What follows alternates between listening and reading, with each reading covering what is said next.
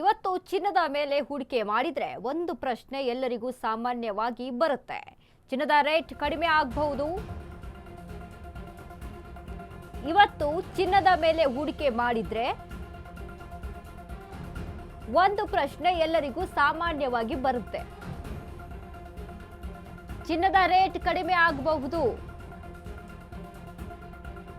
ಇವತ್ತು ಚಿನ್ನ ಖರೀದಿಸಿದ್ರೆ ಲಾಸ್ ಆಗುತ್ತಾ ಅಂತ ಚಿನ್ನದ ಮೂಲ ಯೋಚನೆ ಮಾಡಬೇಕು.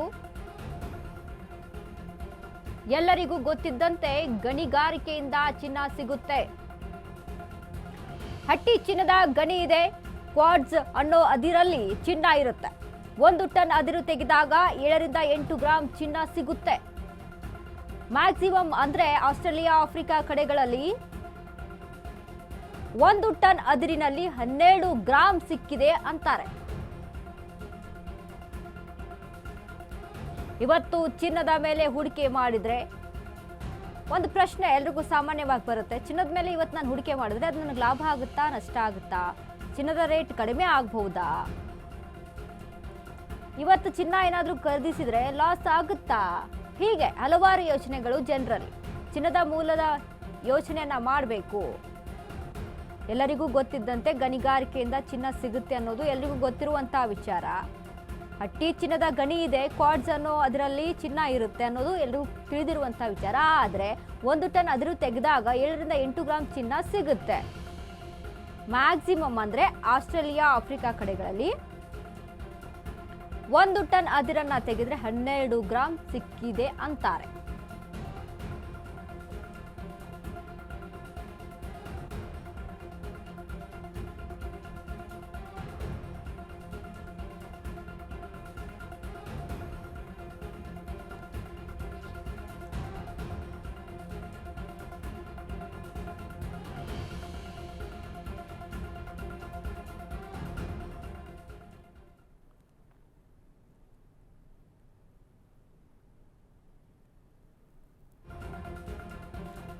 ಅದಲ್ಲದೆ ಈ ನದಿ ಪಾತ್ರಗಳು ಗಂಗಾ ನದಿ ಸೇರಿ ಕೆಲವೆಡೆ 24 ಕ್ಯಾರೆಟ್ ಚಿನ್ನದ ತುಣುಕುಗಳು ನದಿ ಮೂಲದಲ್ಲಿ ಸಿಗ್ತಾವೆ. ಆದ್ರೆ ಅದು ಕಡಿಮೆ. ಇದಲ್ಲದೆ ಸಮುದ್ರದಲ್ಲಿ ಚಿನ್ನ ಸಿಗುತ್ತೆ. ನೀರಿನಲ್ಲಿ 1 ಗ್ರಾಂ ಚಿನ್ನ ತೆಗೆಯೋಕೆ 50,000 ಖರ್ಚಾಗುತ್ತೆ. ನಮಗೆ ಇನ್ನೂ ಆ ಟೆಕ್ನಾಲಜಿ ಸರಿಯಾಗಿ ಬಂದಿಲ್ಲ. ಈ ಸಮುದ್ರದ ಮೂಲದಲ್ಲಿ ಪಕ್ಕಾ ಚಿನ್ನ ತೆಗೆಯಲು ಆಗ್ತಿಲ್ಲ. ಇನ್ನು 3ನೇ ಮೂಲ ಅಂದ್ರೆ ಧೂಮಕೇತು ಮೂಲಕ ಚಿನ್ನ ಸಿಗುತ್ತೆ.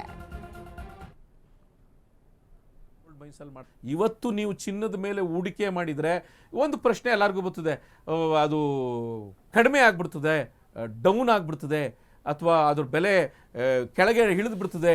ನಾವೇನಾದ್ರು ಹೂಡಿಕೆ ಮಾಡಿದ್ರೆ ಇವತ್ತು ಪರ್ಚೇಸ್ ಮಾಡಿಬಿಟ್ರೆ ನಮಗೆ ಲಾಸ್ ಆಗಿಬಿಡ್ತದ?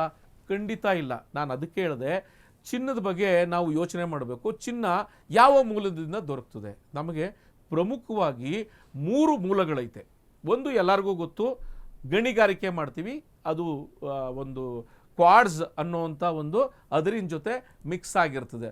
1 ಟನ್ ಅದರನ್ನು ತೆಗೆದಾಗ 7 ರಿಂದ 8 ಗ್ರಾಮು ಚಿನ್ನ ಮಾತ್ರ ಸಿಗ್ತದೆ. 1 ಟನ್ ಅದರನ್ನು ತೆಗೆದಾಗ ಕ್ಯೂರಿಫೈ, ಈಗ ನಮ್ಮಲ್ಲೂ ಹಟ್ಟಿ ಗೋಲ್ಡ್ ಮೈನ್ಸಲ್ಲಿ ಮಾಡ್ತಾರೆ, ಸೊ ಅಷ್ಟೇ ಸಿಗುವಂಥದ್ದು. ಮ್ಯಾಕ್ಸಿಮಮ್ ಅಂತಂದರೆ ಆಸ್ಟ್ರೇಲಿಯಾ ಮತ್ತು ಆಫ್ರಿಕಾದ ಕೆಲವು ಮೈನ್ಸ್ಗಳಲ್ಲಿ 12 ಗ್ರಾಮ್ ಸಿಕ್ತು ಅಂತ.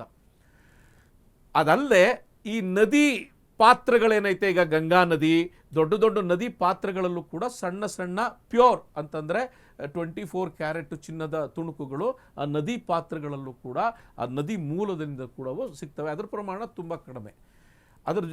ಅದರ ಜೊತೆಗೆ ನಮಗೆ ಇನ್ನೊಂದು ಮೂಲ ಯಾವುದಪ್ಪ ಅಂತಂದರೆ ಸಮುದ್ರದ ನೀರಿನಲ್ಲಿ. ಇವತ್ತು ಸಮುದ್ರದ ನೀರಿನಲ್ಲಿ ಚಿನ್ನವನ್ನು ಎಕ್ಸ್ಟ್ರಾಕ್ಟ್ ಮಾಡಬೇಕು ಅಂದರೆ 1 ಗ್ರಾಮ್ ಚಿನ್ನಕ್ಕೆ 50,000 ರೂಪಾಯಿ ಎಕ್ಸ್ಪೆನ್ಸಸ್ ಆಗ್ತಾಯಿದೆ. ನಮ್ಗೆ ಇನ್ನೂ ಆ ಟೆಕ್ನಾಲಜಿ ಬಂದಿಲ್ಲ. ಆ ಟೆಕ್ನಾಲಜಿ ಬಹುಶಃ ಅದು ಯಾಕೆಂದರೆ ಪ್ರಕೃತಿ ರಹಸ್ಯ, ಅದೆಷ್ಟು ಸುಲಭವಾಗಿ ಬಿಡಿಸ್ಕೊಂಡು ಹೋಗ್ತಾ ಇಲ್ಲ. ಹಾಗಾಗಿ ನಮಗೆ ಆ ಮೂಲದಲ್ಲೂ ಸಿಗ್ತಾ ಇಲ್ಲ.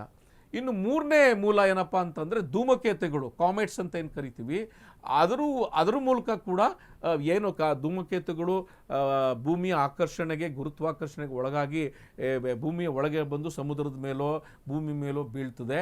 ಅದರಿಂದನೂ ಕೂಡ ಚಿನ್ನ ಸಿಗ್ತದೆ ಅಂತ. ಬಟ್ ಅದರ ಪ್ರಮಾಣವೂ ತುಂಬ ಕಡಿಮೆ. ಅಂದರೆ ನಮಗೆ ಲಭ್ಯತೆ ತುಂಬ ಕಡಿಮೆ ಐತೆ, ಬೇಡಿಕೆ ತುಂಬ ಜಾಸ್ತಿ ಐತೆ. ಇವತ್ತು ನೀವು ಚಿನ್ನದ ಮೇಲೆ ಹೂಡಿಕೆ ಮಾಡಿದರೆ ಒಂದು ಪ್ರಶ್ನೆ ಎಲ್ಲರಿಗೂ ಬರ್ತದೆ, ಅದು ಕಡಿಮೆ ಆಗಿಬಿಡ್ತದೆ, ಡೌನ್ ಆಗಿಬಿಡ್ತದೆ, ಅಥವಾ ಅದ್ರ ಬೆಲೆ ಕೆಳಗೆ ಇಳಿದು ಬಿಡ್ತದೆ, ನಾವೇನಾದ್ರು ಹೂಡಿಕೆ ಮಾಡಿದರೆ ಇವತ್ತು ಪರ್ಚೇಸ್ ಮಾಡಿಬಿಟ್ರೆ ನಮಗೆ